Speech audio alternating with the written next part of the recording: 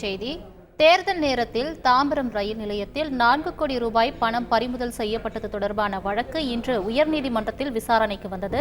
இந்த வழக்கை எப்படி சட்டவிரோத வழக்கு என கூற முடியும் என தமிழக பாஜக அமைப்பு செயலாளர் கேசவ விநாயகம் தரப்புக்கு சென்னை உயர்நீதிமன்றம் கேள்வி எழுப்பியுள்ளது.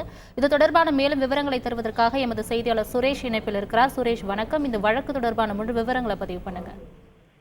வணக்கம். தமிழகத்தில் மக்களவைத் தேர்தல் நடந்தபோது வாக்காளர்களுக்கு விநியோகிப்பதற்காக நெல்லை எக்ஸ்பிரஸ் ரயிலில் சுமார் 4 கோடி ரூபாய் பணம் கொண்டு செல்லப்படுவதாக தேர்தல் பறக்கும் படையினருக்கு ரகசிய தகவல் கிடைத்தது. இந்த தகவலின் அடிப்படையில் தாம்பரம் ரயில் நிலையத்தில் நெல்லை எக்ஸ்பிரஸ் ரயிலில் சோதனை மேற்கொண்ட தேர்தல் பறக்கும் படையினர் 3,98,91,500 ரூபாயை பறிமுதல் செய்தார்கள். இந்த பணம் திருநெல்வேலி தொகுதி பாரதிய ஜனதா கட்சி வேட்பாளர் நயனார் நாகேந்திரனுக்கு சார்பாக வாக்காளர்களுக்கு வழங்குவதற்காக கொண்டு செல்லப்பட்டது தெரிய வந்தது. இது தொடர்பாக 3 பேர் கைது செய்யப்பட்டிருக்கிறார்கள்.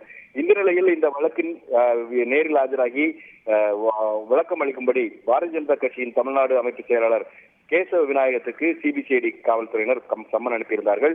இந்த சம்மனை ரத்து செய்ய வேண்டும் என்றும் வழக்கை ரத்து செய்ய வேண்டும் என்றும் கேசவ விநாயகம் சார்பில் உயர்நீதிமன்றத்தில் மனு தாக்கல் செய்யப்பட்டிருந்தது. அந்த மனுவில் பறிமுதல் செய்யப்பட்ட பணத்துக்கும் தனக்கும் எந்த தொடர்பும் இல்லை, அரசியல் உள்நோக்கத்துடன் இந்த புலன் விசாரணை நடத்தப்படுகிறது, இது சட்டவிரோதமானது என்று அந்த மனுவில் அவர் தெரிவித்திருந்தார். இந்த மனு நீதிபதி ஜெயச்சந்திரன் முன்பு இன்றைக்கு விசாரணைக்கு வந்தபோது எந்த ஒரு தொடர்பும் இல்லாத நிலையில் சட்டவிரோதமாக இந்த வழக்கு பதிவு செய்யப்பட்டிருக்கிறது. சட்டவிரோதமாக பதியப்பட்ட இந்த வழக்கை புலன் விசாரணை செய்ய முடியாது என்றும் சம்மன் அனுப்பப்பட்டிருப்ப காரணத்தினால் இடைக்கால நிவாரணம் வழங்க வேண்டும் என்றும் கேசவ விநாயகம் தரப்பில் கோரிக்கை விடுக்கப்பட்டது.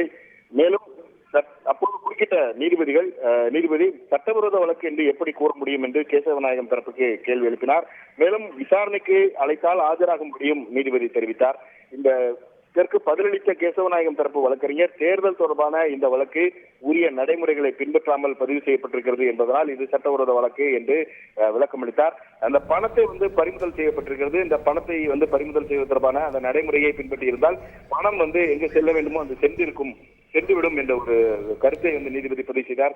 தொடர்ந்து இந்த வழக்கில் பதில் மனு தாக்கல் செய்வதற்கு சிபிசிஐடி தரப்பில் அவகாசம் கேட்கப்பட்டதை தொடர்ந்து இந்த வழக்கின் விசாரணையை ஜூன் 6ஆம் தேதிக்கு நீதிபதி தள்ளி வைத்திருக்கிறார்.